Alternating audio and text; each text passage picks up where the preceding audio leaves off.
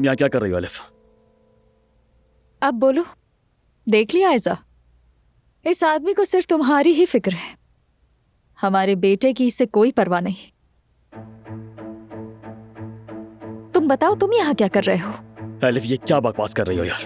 हाँ, एड्रेस की बात कर रही हूँ। मेहमत ने हमारे बेटे का एड्रेस दिया था तुम्हें। मैंने तुम्हें कितनी बार फोन किया, तुमने नहीं उठाया। तुम मुझे वो पता दोगे उमर? तो फिर तुमने वो पता मेहमत से क्यों नहीं लिया? यानी उसने तुम्हें सब कुछ बता दिया और बस पता नहीं दिया वहां का। यही गलतियां साबित करती हैं कि तुम भी इसमें शामिल हो।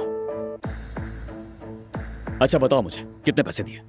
जवाब दो एलिफ, उस पते पर कोई नहीं है ना? बोलो, एतराफ करो। बस करो, क्या कह रहे हो तुम ये?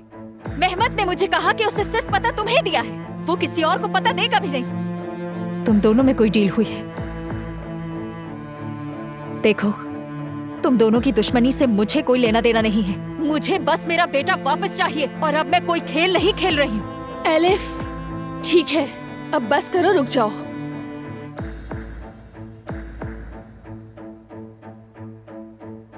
उमर, तुम उस पते पर नहीं गए क्या?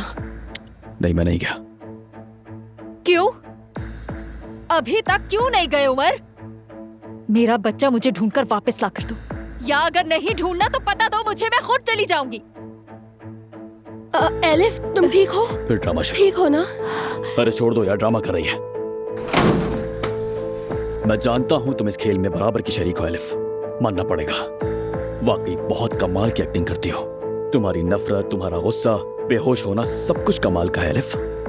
ये सब कुछ आयजा को मुतासिर करके मुझसे दूर करने के लिए है ना? जैसा कि मेहमत चाहता है।